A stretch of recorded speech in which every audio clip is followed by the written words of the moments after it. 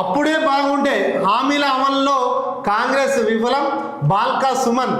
నిజానికి బాల్కా సుమన్ నియోజకవర్గంలో ఎక్కువ శాతం ఉండడు, ఆయనే ప్రజలతో కలిసి మెలిసి తిరగడు అని ఒక ప్రచారం ఉండేది. కానీ ప్రజా మధ్యకు వస్తే అధికారం లేకపోయినా ఆయన చుట్టూ ఉన్న జనాన్ని, ఆయన వెంట ఉన్న కార్యకర్తల అభిమానాన్ని ఒకసారి మనం ఈ 15 రోజుల్లో ఒకసారి రివీల్ చేసి చూసుకోవచ్చు. ఆయన గొప్ప నాయకుడు అని నేను ప్రచారం చేయట్లేదు, కాకపోతే ప్రజా అభిమానం, ప్రజల్లో కార్యకర్తల్లో ప్రేమ పొందిన నాయకుడు అని చెప్పేసి చెప్తా ఉన్నా.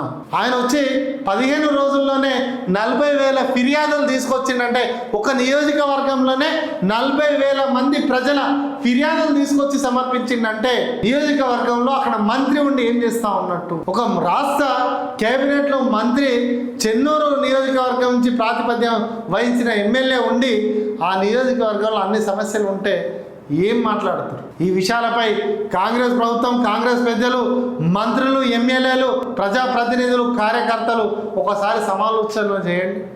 ప్రజా సమస్యలు పరిష్కరించే దిశగా కృషి చేయాలి.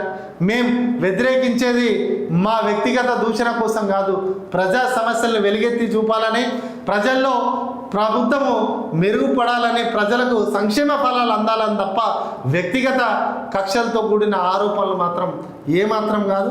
అర్థం చేసుకుని ముందు పోతే ప్రజల్లో ఆదరణ పొందుతారు, లేదనుకుంటే వచ్చే ఎన్నికల్లో కనుమరుగవుతారు. ఇది మన C4 నుంచే చెప్పడం కాదు, ప్రజలు హెచ్చరిస్తూ ఉన్నారు. బయట ప్రజల్లో జరుగుతున్నటువంటి చర్చను మేము ముందుంచడానికే ఈ ప్రయత్నం చేస్తాం. Thank you.